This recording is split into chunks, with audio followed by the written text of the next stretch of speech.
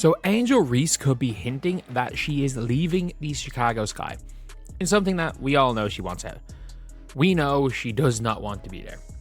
She literally was asked about going to the Sky and goes, well, I'm contracted there. We all know Angel Reese does not want to be a Chicago Sky. She wants to be as far away as possible from this franchise. That being said, watch that body language carefully, because when Angel Reese was asked about the Chicago Sky, she didn't say my team or we're building something special. She said, I'm contracted there. That's not pride. That's a technicality. And if you look at what's happened over the past 3 weeks, this isn't just speculation anymore. This is a player actively signaling she wants out. So, no Chicago Sky. No Chicago Sky. Bayou Barbie. No Chi-Town Barbie. No mention of the Chicago Sky. That's it. No mention of anything. I don't know if this is they're about to trade me. They got to trade. Or I'm no longer a member of the Sky. Here's what makes this significant. Angel Reese removed every mention of the Chicago Sky from her Instagram bio, not just the team name. Everything. No logo, no Sky Forward, nothing. Her bio now reads Barbie and lists her podcast and endorsements. But here's what's missing. Any acknowledgement that she's a professional basketball player in the WNBA. Think about that for a second. A two-time All-Star who just finished her second season has scrubbed her current team from her social media presence entirely. Now players change their bios all the time, but this isn't a casual update. This is deliberate, because Angel Reese is one of the most marketable players in the league. She understands branding better than almost anyone in women's basketball. Every word in that bio is intentional, and the absence of the Chicago Sky, that's a message. Angel to Dallas soon. Are Dallas willing to give up the number 1 pick? They might be. I think Angel's worth the number 1 pick. I think Angel's going to be better than any player in this draft. But again, I'm just super high on Angel Reese, a player. So I think Angel Reese is better than. I think she's a much higher floor than Awafam. I think she's a perennial All-Star. And I think there's no one in this draft that I think is a guaranteed perennial. So let's talk about what Angel Reese is actually worth in a trade. Because this isn't like trading a solid role player or even a good starter. Angel Reese made the All-Star team in both of her first 2 seasons. She's averaging a double-double. She's under contract for 2 more years at rookie scale money, which means whoever trades for her gets an all-level NBA caliber player for essentially nothing in terms of cap space. And on top of that, she sells jerseys. She drives ticket sales. She brings media attention. The Chicago Sky front office knows this. They're not going to trade her for a mid-first round pick and a backup guard. If Angel Reese is getting moved, it's going to cost a franchise their future. We're talking about the number 1 overall pick in this year's draft. We're talking about multiple first-round picks in 2027. We're talking about young players who are already proven at the WNBA level. Their 2027, what would you have to do? You'd have to trade their 2027 pick, the Aces 2027 pick, the rights to Geisel Suter, and maybe one of Zaza James or Quinterly. That's what it would cost to get Angel Reese. Could it be worth it? Maybe. Because that means you can bring in AZ, you draft AZ1 if that's the case. All you need to do is bring in a 5. You bring in a legit 5. Or you find a shooter, you try to convince. Now here's where it gets complicated. Dallas has the number 1 pick in the 2025 draft, and there's legitimate smoke around the idea that Dallas would trade that pick straight up for Angel Reese. Think about what that means. The Wings would be passing on Paige Buickers, Azzi Fudd, or whoever they think is the best prospect in this class, and instead betting on a player who's already proven she can dominate at the professional level.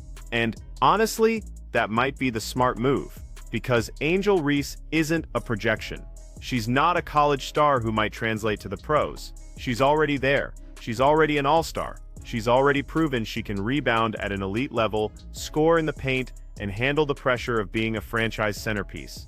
The number 1 pick in this draft is talented, sure, but are they a guaranteed perennial all-star? That's the question Dallas has to answer. But here's the problem for Dallas. Even if they're willing to trade the number 1 pick, is that enough?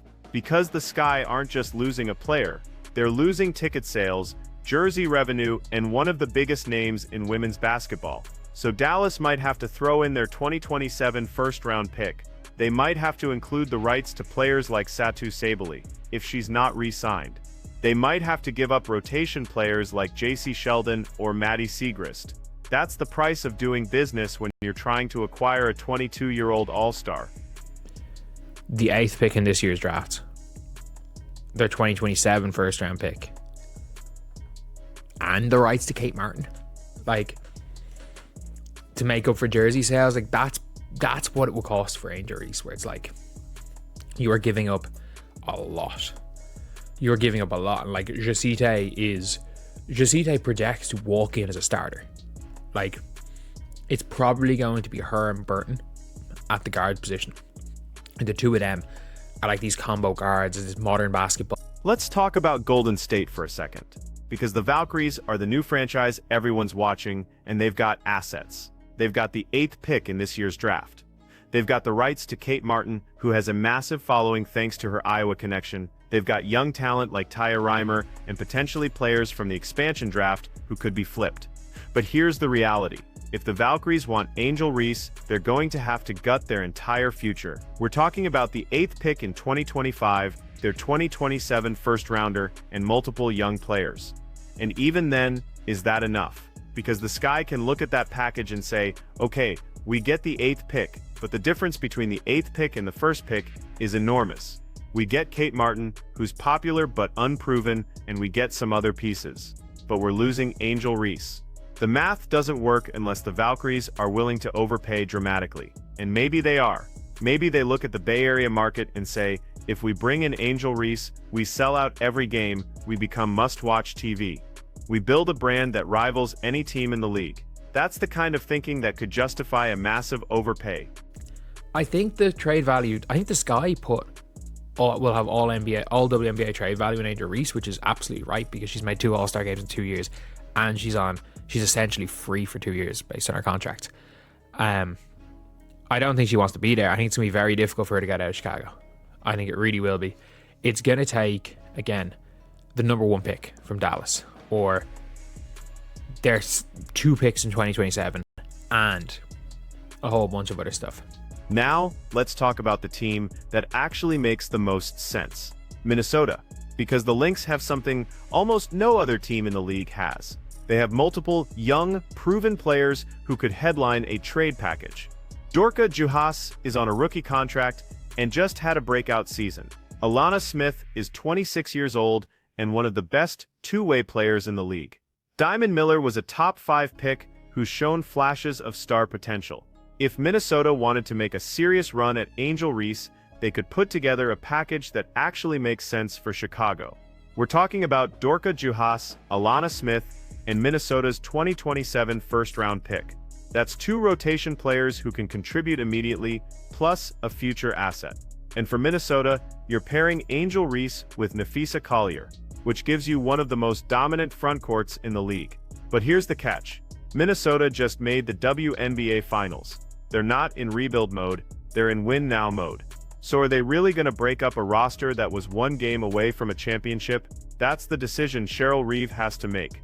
Do you bet on continuity, or do you swing for the fences and try to build a dynasty around Collier and Reese? So it's at the stage now where it's a really difficult one when it comes to the Sky to, for them, they're in a really difficult situation. Like, they have to really stockpile on assets if they want to get rid of Angel Reese. So I think the price on her is going to be super high. I don't think the Sky plan on trading her. Not they don't plan on trading her. I don't think the Sky plan on trading her on the cheap. I think the Sky would rather she be there and just cause a fuss than trade her on the cheap. No matter what she does, I don't think that's going to affect whether or not Sky trade her. I think the Sky, if they get an offer, like I've suggested, that is fair value for Angel Reese, they'll take the offer. That is fair value when you take into account ticket sales, jersey sales, ability on court, and contract. It's really hard to make up that. Like, if you're going like for like a Paige Beckers for Angel Reese trade is almost fair value. It's never going to happen. But like that's the value I place on Angel Reese. So to get a Paige Beckers-esque haul, like you're going to have to go, maybe Minnesota are a team that might be interested in it. Honestly, I would go to Kosu. And do they have any other weird player rights? Or two in Juhas. Two in Dorka Juhas. I'd make that trade. I think Dorka, you got another year on Dorka's contract? 2 years on Dorka's contract? Rookie deal. I think Dorka's really, really solid. I'd make that trade if I was Chicago. But I think outside of Minnesota, because they have two, and they have a couple of young assets, outside of Minnesota, I don't think there's a team that aren't going to have to gut basically their entire team for Angel Reese that can even equal value. If people are like, oh, Enrique for Angel, that would be the most dumb trade in history, which means the Sky might make the trade. But the Sky don't have the cap space to make that trade because of what Enrique is going to command and what Ariel Atkins is going to command. Ariel Atkins is the better player. I think they're going to commit to Ariel Atkins. Here's what people need to understand about the Chicago Sky's situation. They are not in a position of strength. Yes, they have Angel Reese under contract for 2 more years. Yes, they can technically refuse to trade her and force her to play out her deal.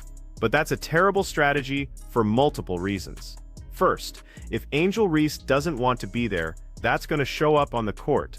Maybe not in her effort, because she's too competitive for that. But in her body language, in her interactions with the front office, in how she talks about the team in interviews, and that's not good for anyone. It's not good for the Sky's culture. It's not good for their ability to attract free agents. And it's not good for their relationship with their fan base. Second, the Sky don't control their 2027 first-round pick. They traded it to Washington in the Stephanie Dolson deal. So if they're trying to rebuild, they don't have their own pick in what's supposed to be a strong draft class. That means they need to acquire picks from other teams. And the best way to do that? Trade Angel Reese now while her value is at its peak. Third, and this is the big one, Angel Reese's trade value is never going to be higher than it is right now. She just finished her 2nd season. She's made 2 All-Star teams. She's under contract for 2 more years at below market value. She's 22 years old with no injury history. If the Sky wait another year, she's 1 year closer to restricted free agency. If they wait 2 years, she's hitting the market and they get nothing. So the time to trade her is now. But here's what makes this so difficult for Chicago. They have to get fair value, and fair value for Angel Reese is astronomical. We're not talking about a late first-round pick and a salary dump. We're talking about franchise-altering assets, the #1 pick in the draft, multiple future first-rounders, young players who are already contributing at a high level. That's the price. And here's the thing, most teams can't afford that price. Dallas might be able to. Golden State might be willing to overpay. Minnesota has the pieces. But most teams in the league simply don't have the assets to make a competitive offer. So the Sky might be stuck in a situation where they know they need to trade Angel Reese, but they can't find a trade partner who's willing to meet their asking price. So what happens then? Do they lower their asking price and take less than fair value? Do they hold on to her and hope the situation improves? Do they try to repair the relationship and convince her that Chicago is the right place for her long term? None of those options are great. And here's what makes this even more complicated. The Sky are about to have the 5th overall pick in the 2025 draft. If they trade Angel Reese for the #1 pick, suddenly they have 2 top 5 picks. That's a potential franchise reset right there. They could draft Paige Beckers at 1 and Sonia Citron at 5. Or they could draft Azzi Fudd at 1 and trade the 5th pick for more future assets. That's the kind of rebuild that could set them up for the next decade. But if they don't get the #1 pick, what do? Do they take a package from Minnesota that includes proven players but no elite draft capital? Do they hold on to Angel and hope she changes her mind? Do they try to trade her to Golden State for a bunch of picks and unproven players? This is the decision that's going to define the Chicago Sky's next 5 years. Because if they get this wrong, if they trade Angel Reese for less than fair value, or if they hold on to her and the situation deteriorates further, they're not just losing a player, they're losing credibility. They're losing the ability to attract free agents. They're losing the trust of their fan base. And here's the final piece that everyone's missing. Angel Reese has leverage. Not official leverage, because she's under contract, but real leverage. because if she makes it clear she doesn't want to be in Chicago, that affects her trade value. Teams are going to be hesitant to give up major assets for a player who might not re-sign when her contract is up. So the Sky are in a race against time. They need to trade her before her discontent becomes so public that it tanks her value. So the question becomes, was it worth it for the Sky to let it get to this point? Because this didn't happen overnight. This is the result of months, maybe years of organizational dysfunction. And now they're paying the price. They're about to lose one of the best young players in the league, and they're going to have to settle for whatever package they can get. If you're a Chicago Sky fan, you have to be furious right now, because this is organizational malpractice. You had a 22-year-old all-star, who should have been the cornerstone of your franchise for the next decade, and you've managed to alienate her to the point where she won't even put your team name in her Instagram bio. That's not just bad luck, that's bad management. So where does Angel Reese end up? My bet is Dallas. I think they trade the #1 pick, throw in their 2027 first-rounder, and maybe add JC Sheldon or another young player to sweeten the deal. And I think the Sky take it because they don't have a better option. But we'll see, because this is the kind of situation that can change overnight. One phone call from Minnesota, one desperate offer from Golden State, one team we're not even thinking about decides to go all in. What do you think? Should the Sky trade Angel Reese, or should they try to repair the relationship and keep her long-term? And if they do trade her, which team makes the most sense? Let me know in the comments. And if you want more WNBA coverage like this, hit that subscribe button, because we're just getting started.